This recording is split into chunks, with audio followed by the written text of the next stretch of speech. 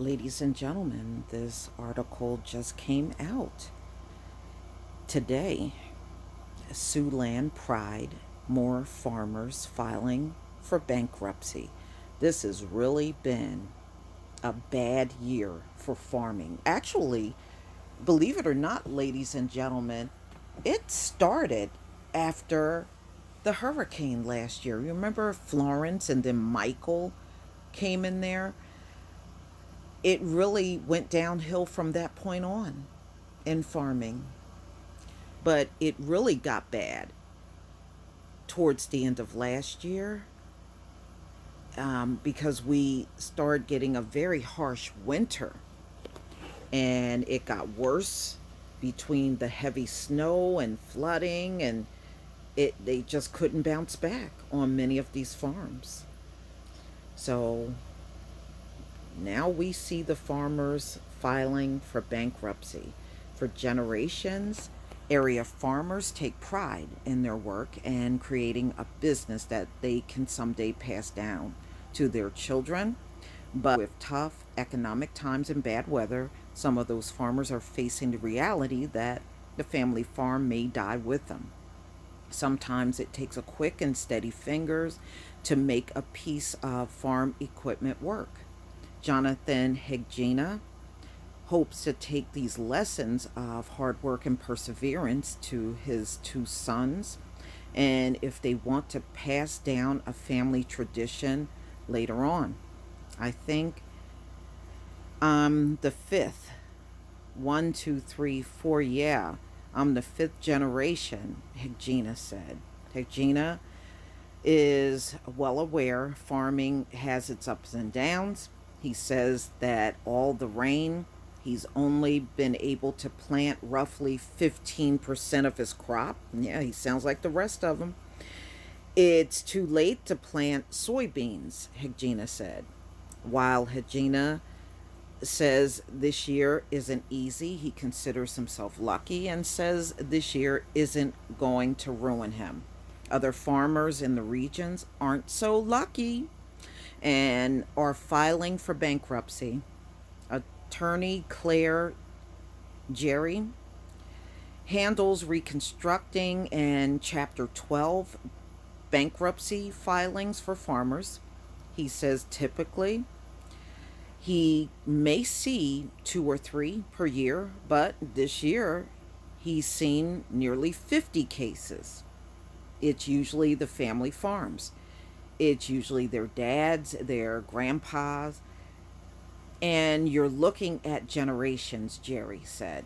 Jerry says the last part takes a heavy emotional toll on people who come to his office. They feel like the failure. I mean, their grandfather made it, their father made it. Why can't they? You know? They'd always hope to pass it on to the next generation. So that's probably the most difficult, Jerry said. While many in the area are hoping for relief, Jerry says what we're seeing now is similar to the farm crisis in the 80s. It doesn't look good for the near future, Jerry said. Yes, because everything is becoming more extreme. If you notice, the heat is more extreme, the rains are more extreme, the floodings are more extreme. Everything has become more extreme. There are a few reasons why things are so bad. First of all, there's the weather. You drive around the country and all you see is water, Jerry said. Jerry says crop prices are down, inputs are up, land and rent prices are still maintaining. Opinions are split on President Trump's tariffs. Supporters believe they'll help farmers in the long run, but Jerry says the trade war isn't helping farmers' bottom lines right now. Yeah, and they got screwed over because China will not buy soybeans from the U.S. anymore. They get it from South America. Makes the whole thing more difficult when all of your costs stay up and the sale of crop prices are down. Ladies and gentlemen, you know what I'm thinking about, those black farmers that got sabotaged on purpose with bad seeds. That's just running through my mind as I'm reading this because this is exactly a year later after they were screwed over. Wow. That judgment didn't take long to come at all. Restructuring farms may provide some farmers protection, but even then, Sherry says filing Chapter 12 has to be first be a feasible option. Wow. I mean, this just go to show you these farmers are not making a dime. They're not making shit off of their crops this year. And the ones that couldn't even get their crops in the ground because of flooding, they're not going to make nothing off of these crops. For real. You know, I'm going to have to go look up the farmer suicides because farmers in this country commit a lot of suicides, and I have not looked at that recently. I'm going to have to look. So, let's go back here. If you take the equipment load that's due in a 3-year term and you stretch that out to 5 or 6 or 7-year term, you still have to be able to make payments, Jerry said. As for Hegina, he's optimistic. He says prices are getting better. That gives us a better chance at next year being good, being a good year. That's not guaranteed. Okay, the weather, that's one thing. You can't bank on the weather being good every single year. And we're seeing that firsthand right now. If we get it planted and prices are good, that's a good thing for us, Hegina said. Come what may, Hegina will have a few helping hands right there with them. Well, I wish these farmers the best. You know, I really do. Let's see if we can get the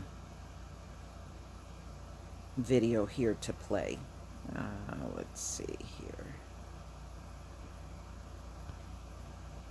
Land and creating a business to one day pass down to their children. But with tough economic times and bad weather, some men and women are facing the reality that their family farm may die with them. Brady Mallory has the story. Why can't you just take this one? I could, but then those are the few other flags spill fuel all over the place. Sometimes it takes quick and steady fingers to make a piece of equipment work. It's amazing what you can learn. Jonathan Hagena hopes to take these lessons of hard work and perseverance and hand them down to his 2 sons. And if they want, maybe pass down a family tradition.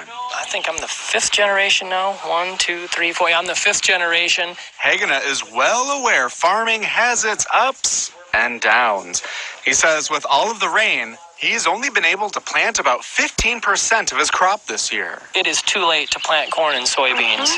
While Hagena says this year hasn't been easy, he considers himself lucky and says it's not going to ruin him. Other farmers in the region are filing for bankruptcy. Yeah, last year was difficult. This year has been devastating. Attorney Claire Gary handles restructuring and Chapter 12 bankruptcy filings for farmers. He says he typically may see 2 or 3 per year. This year, he's seen nearly 50 cases. It's usually the family farm, so it's usually their dads and their grandpas, and you're looking at generations. Gary says that last part takes a heavy emotional toll on the people who come to his office. They feel like the failure. I mean, their grandfather made it, their father made it. Why can't they? Or, they'd always hoped to pass it on to the next generation. So that's probably the most difficult. While many in the area are hoping for some relief, Gary says what we're seeing now is similar to the farm crisis in the 80s. It doesn't look good for the near future. There are a few reasons why things are so bad. First of all, there's the weather. If you drive around the country, all you see is water. Gary says crop prices are down, inputs are up, land and rent prices are still maintaining. Opinions are split on President Trump's tariffs. Supporters believe they'll help farmers in the long run. But Gary says the trade war isn't helping farmers' bottom lines right now. So it just makes the whole thing more difficult when all your costs stay up and the sale of crop prices are down. Restructuring farms may provide some farmers protection, but even then, Gary says filing Chapter 12 has to first be a feasible option. If you restructure debt, you still have to pay the restructured debt. So if you take equipment loan that's due in a 3-year term and you stretch it out to a 5 or 6 or 7-year term, you still have to be able to make those payments. As for Hagna, he's optimistic. He says prices are starting to get better. So that gives us a better chance at next year being a good year. You know, if we get it planted and the prices are good, then that's a good thing for us. Come what may, it looks like Hagna will have a few helping hands right there with him. Again, that's Brady Mallory reporting tonight from London. There. Well, ladies and gentlemen, please tell me what you think. Please leave your comment and subscribe. Don't forget to hit on the notification bell. And Tomorrow, people in Sioux City will mark the 30th anniversary of United Flight 2. I'll see you on the next video. Peace, family.